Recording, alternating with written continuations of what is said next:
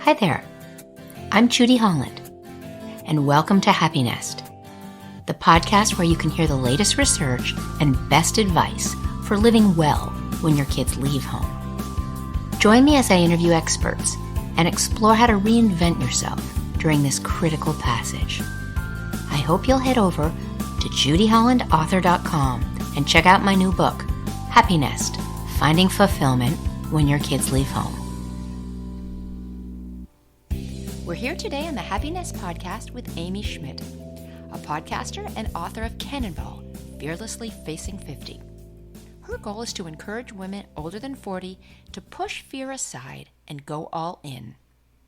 Amy says she wants to empower women to take charge of their lives in the middle at a time when they can begin to feel invisible. In her book, she shares personal stories and those of others to help women cannonball fearlessly into the rest of their lives with the biggest splash possible.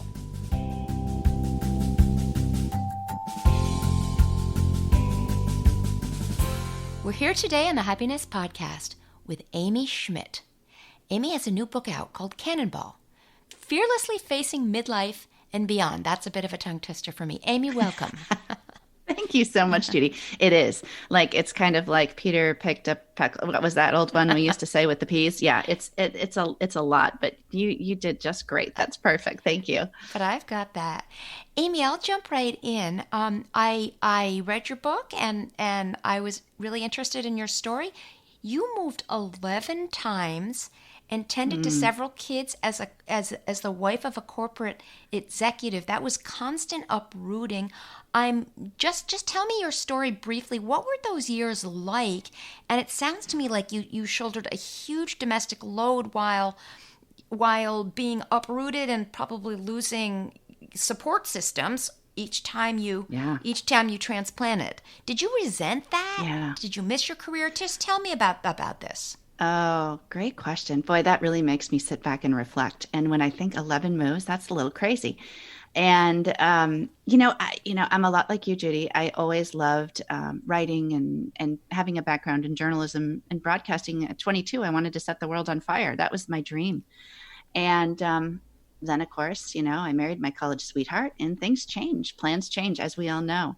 So when Tim started kind of on his trajectory in leadership roles, we started to move every 24 to 36 months, a couple of them before kids. And, at that time I was young and I figured, okay, I can handle this. We moved to Denver. I was like, all right, I'm liking this. This is wonderful. We can do some skiing. We can do that. But all of a sudden it was like, wow, I don't think that I need to get rooted in to a community to really pursue my dream and passion of broadcasting. And that wasn't going to be the case. So yeah, it was something. In 1997, I basically retired from corporate America. At that point, I was working for Merck, a pharmaceutical company in PR. And I just decided that with all of these moves, it was time to kind of just make the choice. And I stayed home. We had 3 children. And a lot of those moves were with kids. And I don't think I ever resented it. No one's ever asked me that. And that's a great question, Judy. I never resented it. I always looked at it as an opportunity. But there certainly were challenges with that. And as you get older and, you got to put yourself out there. I always felt like that person that had the sign hanging around my neck that said, talk to me. I'm the new person at the PTA meeting. And that's not an easy thing, I don't think, for most women. So it came with opportunity. It came with challenge. But I think that as a family, we're stronger for it. I feel like my kids have built up a real gift around transitioning and putting themselves out there too and taking risks. So, I don't know. It was something that I just embraced and took on the challenge that came with it. Right. So you're accustomed to transitions with all this constant movement and getting back on your feet and creating a new community. And so I imagine that's part of the place where you got your mission, right, to work on your podcast and your book to encourage women to move forward, to reinvent at midlife. Where did you tell me about the evolution of that mission? Where did that come from?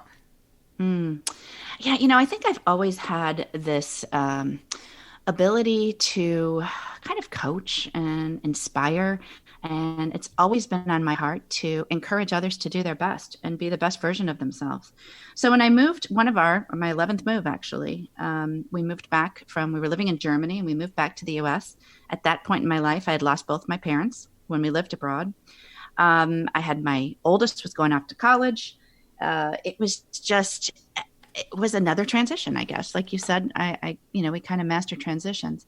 And I was sitting around with friends, and every conversation we were having, we were talking about the same things. We were talking about our parents getting older or losing our parents or our relationship changing with our spouse. All of a sudden it's like, whoa, the nest isn't as full and you're needed in a different way. And we started to talk about things like menopause, which I don't know about you, Judy, but my mom, that was something that we just never talked I about. think I that didn't was know. taboo back then, probably. I Yeah. think so. Yeah, I had no idea. So I figured that it was kind of my time. And I had this extra time because my kids are older and grown. And I decided to really put all of those conversations that we were having into action. And by doing that, I learned how to podcast, which I had no idea how to do. This was right before I turned 50. I honestly thought that there was a button or something and you just push record and that's it. But as you know, there is a whole bunch that goes into it. And so, I just decided to put myself out there, practice what I preach, and start opening the dialogue about these topics that we all share as women. And, midlife is so multifaceted and we as women go through so many challenges that I thought, all right, let's share these stories of women and let's talk to experts about these topics. And let's, put some celebrities in there too and hear their stories. And from that's how it came about. And I can tell you, when I pushed record on my first podcast, I said it in a recent interview, I forgot to push record. Actually, I thought I had pushed record and I, went all in and thought, okay, this is great. Boy, this sounded great. And I went back to check the audio file and there was nothing. So, I think I learned by doing, and I have to say, my mission is just about, inspiring women to take on new challenges, to continue to learn, to continue to push forward instead of getting stuck and looking back and saying, oh, remember those days when we were all sitting around the Thanksgiving table with our sweaters on and we all matched and it was wonderful. And, life changes. We're not all around the table anymore. So that's how it all started. And I'm really excited about where it's come. Mm-hmm. Well, Amy, why do you think so many middle-aged women are fearful of getting out there again if they've been home? Why do they lack so much confidence? And did you? Yeah, what a great question. I think women they struggle with, their roles. They kind of lose their identity.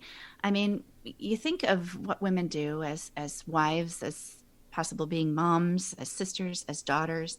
And then all of a sudden, all these things kind of shift and you kind of wonder. I had a real moment when my husband yelled to me several years back. The kids were getting ready for school and he was getting ready to leave for work and he travels most weeks.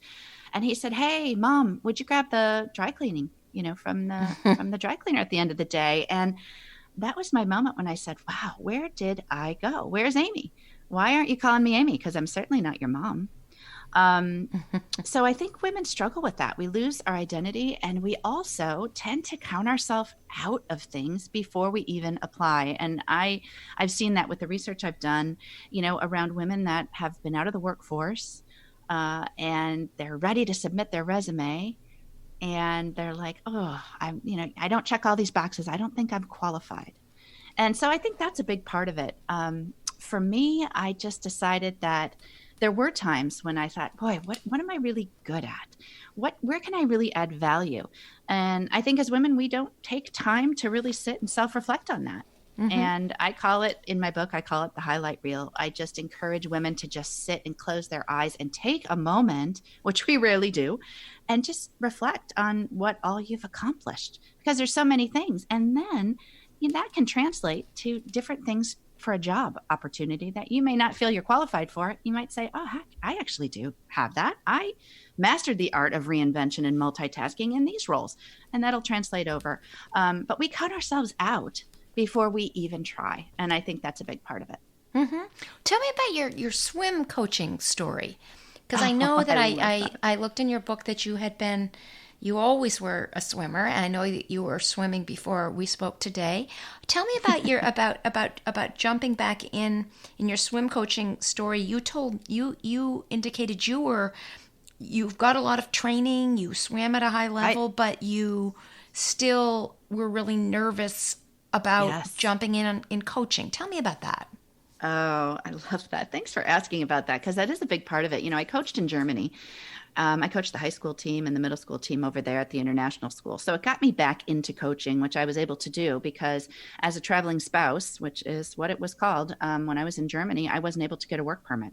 I could only get a max of 400 euros a month, and I could fill my time as coaching, and I love doing it. So when I got back to the U.S. and had the kids kind of settled, and off in college, I had this time and I had been a Division I swimmer. I'd swim. My whole life was defined by up and down the black line of the pool. And I talk about it in my book. It was a lot of validation for me. But I decided, you know what? I'm going to try to coach. And I just reached out to one of the coaches in the local area. Actually, a big shout out to Fairfield U. They're such a fabulous group. And sent the head coach a note. Just did it. Just said, what do I have to lose? So I sent him a note and he said, well, we're really not hiring, but hey, come on in and chat with me about your experience. So we did. I loved his mission. I loved his vision. They were, champions of the MAC conference. They were a great team of men and women. And he said, you know what, Amy, I think we can bring you on as a volunteer. I said, okay. And so I remember going to that first practice, and it was a morning practice. I'd gotten up at 5, just like I did as a kid, going to swim practice, and drove over to Fairfield and walked in. And I remember my heart just pounding so hard and thinking, what did I get myself into? Can I really do this? I walked on that pool deck and the smell of chlorine, it was like being back, you just have those memories. And there we're bobbing around in the pool, about 40 kids at that point, men and women. I could be their mom. Mm-hmm. And I looked at them, and the head coach said, well, I want to welcome a new coach to the team and introduce yourself. And as you know, Judy, I'm a talker. I'm never at a loss for words. Mm-hmm. And I kind of got a lump in my throat and thought, wow, I could do one of two things. I could go forward and do this, or I could just kind of exit stage left into the women's locker room and leave, and no one the wiser, none the wiser. So I went ahead and I did it, but I was nervous. And, but I put my fear aside and just said, you know what, I'm qualified. I know I can do this. I'm confident about what I can coach and what I can do and how I can inspire these kids. And I went for it. And I don't think it was my best introductory speech. And I'll have to send this episode when it airs over to the team because they'll laugh. Afterwards, a lot of them came up and are like, oh, hey, Coach Schmidt, so happy you're here. But I had to really overcome some fear of them looking at me and saying, oh boy, is she going to be like a team mom? Because we don't need that here. We're a Division I program. We need a coach that's skilled. And I took on the challenge. So for any woman listening that, has a tendency to say, I just don't know if I'm ready to do it. I just don't know if I have all of the skills. Go for it. You know what? You can always recalibrate. You can always figure it out later. And the one thing I ask myself, which I do often, and I've asked my kids all the time, what's the worst case scenario? What's the worst case? You figure it out and you decide, maybe I'm not so good at this, but I gave it a try. So it ended up being absolutely one of the best experiences of my life. And I'm just so proud that I was able to do it. And I just love the kids on the team. They took me in, they listened to me, and I added value to them. And in return, they added value to me, which is so important. Mm-hmm. Well, then let's talk about the imperfections we see in ourselves. And I think that's one of the things. Perfectionism is something that stops people, that we want to, especially women, we want to do things so well that perhaps we hesitate to begin. And a lot of statistics and studies show that men tend to jump right in and not doubt. There's a lot more self-doubt that we somehow have bred into the female gender. Right. Where did you, so you talk about wanting to encourage women to look beyond their imperfections. Mm-hmm. Tell me why do women see their imperfections so glaringly, and how do you suggest that women get past this these stumbling blocks of perfectionism and with a vivid spotlight on their imperfections. Right, right. That's so great because I think we all struggle with that. And we do as women. I don't know why men don't, but they don't do it as much. It's crazy. I look at my husband and I'm like, man, they just have a different confidence around it. Women, there was a study recently where women between the ages of 45 and 55 looked in the mirror and they were immediately feeling down about themselves because what they wanted to see in the reflection was them at 20 or 30 when they felt like they didn't have as many wrinkles and they didn't have all of that. And we're so hard on ourselves. So, I want women to challenge themselves to look past their imperfections because they're not imperfections. They're just stories that have been, it's all your experience. And once again, I go back to that highlight reel and I want women before they judge themselves, just to sit back and revel in the fact of what they've accomplished. And we just don't take time to do that. So, as for imperfections, that's why I called the book Cannonball, because I want women, I open up the book in the introduction with a little story of, because I'm a very visual person, of a low board and a high board at the pool. And it kind of all goes back to swimming for me, I guess. And, the low board is a 30-year-old woman that's in a bikini and she looks great. And something's holding her back. And then at this high dive is this, 50-year-old woman with #fearless on her tankini. She didn't have the bikini wax because she just didn't care anymore. And she wasn't so afraid of being judged. And she just went off that high board and she cannonballed. And, I picture myself on the cover of the book. I jump off actually. It's in Jamaica. And I've done this before and it's not pretty. And, you just sometimes start ugly. And you make this big splash and you don't care who's watching. And I hope that women now at midlife, my words of advice are just, dance when everyone's watching, not when no one's looking. Make your biggest splash when people are watching because you've earned that. And I think that's where we have to give ourselves permission as women just to say, we've earned this. We've earned every wrinkle on our face, every wiggle and jiggle. It's there and it's part of us. And so don't look at it as being an imperfection, but looking at it as a part of our story. And reflecting on those stories and why those things are there, So I think that's how I encourage women to just look past it, because embrace who we are, embrace the age you are, and cannonball off with confidence. Mm-hmm. So women, you certainly thrive on relationships and community. You were telling me that you just got back from a swim with a couple other women. I did. You're a joiner. Not everybody is. Why is community so important? Why is it so important to be proactive and connect to others and reach out to others? And how does one create soulful midlife connection? How do we pick real relationships as opposed to company at this age? Yeah, isn't that true? I think midlife friendships and relationships are challenging. And I really do. And I did. I go down and swim in the morning. And I actually joined a nine-hole golf league here, which I have to go today. And to tell you the truth, I'm a little nervous about it. I don't have a handicap. I'm just going to do it. I don't know the women, but I do have a tendency to put myself out there. It comes easy for me, but for some women, it doesn't. And I think what's important at this phase of life is to look at your community is so important because that's how we connect.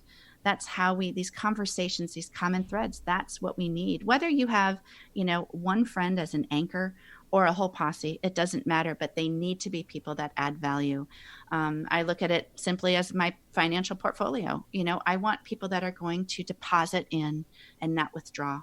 And I think that's really, it can be challenging. Don't you think, Judy, for women at midlife? I mean, I think that we have to realize that not all friendships stay the same. Some evaporate, and all of a sudden here you'll be walking down the street and you'll meet somebody on the walking path and you'll chat with them and you'll say, wow, like I think we can add value to each other and I think we can really support each other, and there's a new friend. So I think it's a lot of putting ourselves out there and challenging ourselves in new ways.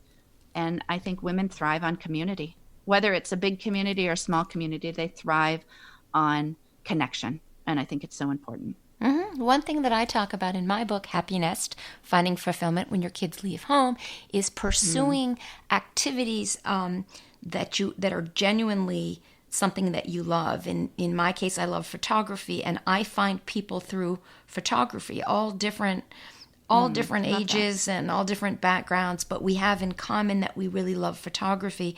And if you are a bicyclist and you can get into a bicycling group, if you're a singer and you join a choir, this is where we find Yes. like-minded people. And that's Yes. so that's a good, I think that's a good place to find people like that. Also, when you find that friendships or relationships in your life are toxic, if you feel disempowered after you Right. leave those people, you don't need to make a big splash, but you just kind of, it's like there's a boat floating and you just slowly, subtly untie what keeps it on the dock and let it float away, because there are Yes. plenty of opportunities to find. We continue to evolve and we continue to prune and cultivate our friendships as we get older. So So true. I think So true. that's important, that we have a lot of soul per square inch and we become less tolerant of Yeah. relationships that don't support us. So that's Excellent point. I think I agree with that 100%. 100%. Absolutely. And it is about lifetime learning. And like you said, photography, or if you're interested in taking a cooking class or something like that, challenge yourself to do that. And then, like you said, you're surrounded with like-minded women or people, and they come into your life at unexpected times. right, right. Well, talk to me about being brave. This is a big theme in lots of self-help books and in a lot of research is about being brave over being comfortable. The willingness to be uncomfortable, the willingness. I'm about to jump into a public speaking program, which will certainly make me uncomfortable, but it's a new frontier for me, and so I'm going to jump into that tomorrow, Awesome. actually. Good. That's awesome. But talk to me about being about the discomfort that we feel when we try challenging new things. It's certainly uncomfortable to start a podcast. It's uncomfortable to put a book out there, Yeah. and many of the things, to start a new business. Many of those things, are difficult. What are your thoughts on that? Yeah, I think it is. I think we have to get comfortable being uncomfortable. I just think that is the way it is. And that's a challenge for a lot of people. It really is. But I go back to what I said earlier. It's, what's the worst case scenario? I think about being uncomfortable. There's a story I share in the book about, we happened to be in Italy at the time, and my kids are big skiers. My husband's a big skier. And I knew that this particular day on our ski trip that I was going to be holding them back, and I wouldn't be comfortable because I'm not able to ski black diamonds like I used to. Yeah. I can't do it. I'm actually afraid to do it now because I'm afraid I'm going to, fall. But the biggest thing for me that day was I knew I would hold him back. And I remember my daughter yelling to me and saying, "Hey, mom, do something for yourself today. You always tell us to do something that scares you, or, try something new." And I had a couple of options that day because I had the whole day to myself. They were going to be gone skiing. I could go to the spa, which certainly would be an indulgence, a wonderful experience. I don't know when I'd ever get to Italy again. I could just kind of soak it up myself. Or I could challenge myself and get really uncomfortable by signing up for this like 14-kilometer snowshoe adventure through the Dolomites. And I decided to do that. And I won't give too much away because it's in the book, but I challenged myself, and man, it was uncomfortable. One, I was nervous that there would be heights involved, and even standing up on the cover of the book there, I'm terribly afraid of heights. I was worried about that. I was worried to do it by myself. And to be honest, I was worried I wouldn't be able to keep up. So I was really uncomfortable that day, but I pushed through. And I think that's the message for women, is that, you just got to push through, and there's some greatness on the other side of fear is magic. And I think that's where I say that often. And for me, it was not my prettiest day. I was out of breath. Boy, I could have used a cappuccino and something along that way just to give me a little bit of energy, but I did it. And I think that's where women need to start thinking, you know what, it doesn't have to be some grandiose thing that you're uncomfortable doing. It doesn't have to be skiing or something, or hella skiing or whatever it is. It can be something that, is uncomfortable for you, but you push through and you try it. And then you look back and say, wow, I did it. And there's always good in that. So that's kind of That's where I feel I just really want women to challenge themselves and not judge themselves before they even start something and count themselves out. Just try it. What's the worst thing that can happen? Okay. So, Amy, why do women put themselves last? Is that in the female Mm, DNA? Is that something that we're socialized to do? Is that something perhaps that we have to do um, if we I shoulder don't the know. lion's share of Right. responsibility for young children? Did you put yourself last, and have Yes. you changed that now that your kids are older? Yes. Absolutely. I think we do. I think we just keep all the plates in the air and we keep them all going. And then all of a sudden it's like, whoa, you overdo.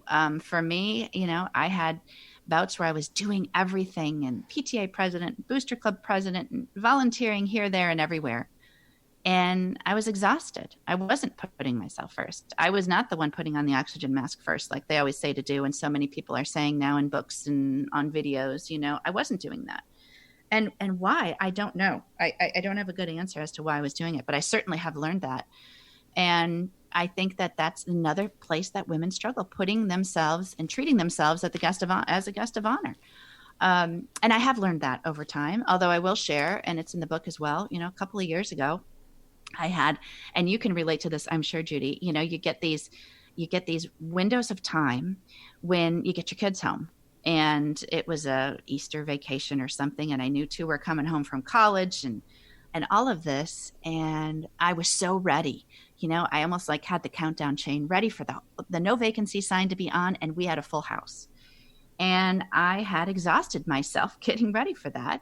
And I sat one night with this terrible pain in my side. And I wondered, oh, I just got to push through this, Amy. I can't take time to rest.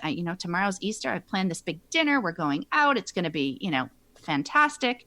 And sure enough, I had to have gallbladder surgery. Oh, And, what I should have done that night was told my kids, wow, I'm not feeling well and I need to rest. But instead, and I hope women listening that can relate to this a little bit, because a lot of people say, well, why didn't you just go to the emergency room? Why didn't you take care of yourself? I don't have a good answer for it other than I didn't want to ruin this time together, all of us. I wasn't putting myself first. So I'm a work in progress. I mean, that was recently, in the last few years. And I think it's really hard for us to do that. I don't know. Do you struggle with that too, Judy, where you don't put the oxygen mask on first? no, absolutely, and I think that No. that's just part of this generation. This is part of the way Right. that we're socialized, that sort of thing. And Yeah. but again, we had our foot in two worlds. That we had. Right. I was a journalist on Capitol Hill, chasing after John McCain, Hillary Clinton up and down the halls, and really, Yeah. crazy busy, and then plowing through hours of traffic to get to and from. But we had a lot of expectations that we also be our Yes. mothers. So, I was still Yes. making a homemade spaghetti sauce, and I was the one to help a child with the homework. So we were Yeah. exhausted. So there are only so many hours in the day. But the question is now, how do we kind of think through that and pick Yes, ourselves up exactly. and move forward with a focus that allows more energy and more time for ourselves. Yeah. Giving ourselves permission once again to say, you know what? I'm not going to do that today. I'm going to rest. Honor your body. When your body's tired, honor that and take a day, take that pause. And I think it's, part of being a Gen Xer as well. I think we were raised as women to the world's your oyster. You can do anything, but a lot of us, I think that translated to we have to do everything. And you can't feasibly, you can't do that. But I think it is coming to a point, and I grant myself that permission now, and that has come with age and wisdom and experience, and having those times when I didn't put myself first and I didn't have self-care as my priority, and everything just trickled down and it wasn't good. And then when the times when you do give yourself permission and you say, okay, I need to rest, and you allow your husband to make dinners, or your kids to go off with mismatched socks to school and it doesn't matter, or your kid forgets to wear their retainer one night, their teeth are going to be okay. You have to do that, and that's a real learning curve, I think. What would you? So here's a question that I think is one of yours, and I'm going to turn it back on you, Amy. What would you tell your 30-year-old self today?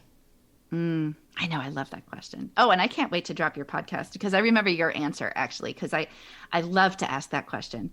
If I was sitting with my 30-year-old self, I would say you don't have to do everything, and it doesn't have to be perfect.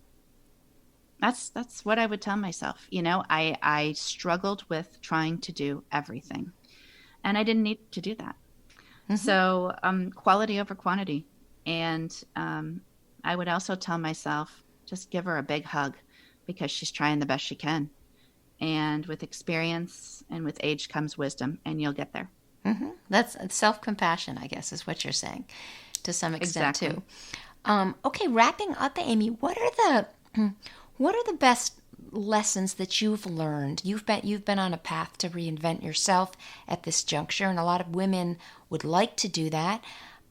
Just wrapping up, what are your best tips about reinvention? How do you, at midlife, reinvent? And again, we're in a particularly tricky time right now during this pandemic, so a lot of things have been complicated. But generally speaking, how do you, or maybe you have tips for now, how do we do that? How do we restart and restart in the right direction? I love that. I know this sounds too harsh probably, but I don't think it is. This is something I live by. It's get up, get dressed, and get going. And those are my words, those 6 words: get up, get dressed, get going. And you know what? It's your story. It's your circumstance, however you see that reinvention for yourself. And once again, if you self-reflect, you can see how many times you've reinvented yourself over your journey so far. But I think there's power in just begin and just start. So, whether it's going back and getting your degree, maybe you're in your 50s. I had a woman recently, a follower of mine, reach out and say, I'm 53 and I'm going back to get my degree. So, just start. Whatever that story is for you, that's your story, that's your circumstance. And I think for reinvention, find your passion, follow it, dare to dream. And go after something new and see what comes of it. And don't judge yourself along the way. You know what? It may change course. You may be stuck on a cul-de-sac a bit and then you have to veer off, and that's okay. Just give yourself permission to reinvent yourself the way that you're your best self. And maybe that's in relationships. A lot of women are going through divorces. Gray divorces is something I cover on my podcast as well. And, just start. You're beginning again. It's a new relationship. So I think there's so many ways, but I think there's power in get up, get dressed, get going every day. Even on these days during the pandemic, when you just want to pull the covers over your head and just make it go away, you got to get up, you got to get dressed, and you got to get going. Good deal. Well, Amy, thank you very much for joining us today on the Happiness Podcast.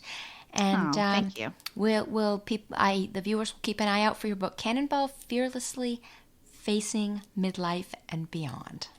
That's so awesome. Yeah, it's available on Amazon. And I'm really excited. Thanks so much for having me, Judy. I love sharing this space with you. Thanks for tuning into my Happiness Podcast, where we explore how to get the best out of the empty nest. I hope you'll subscribe, write a review, and reach out to me on Instagram, Facebook, and Twitter. Check out my website, judyhollandauthor.com. Have a great day, and remember, make it happen.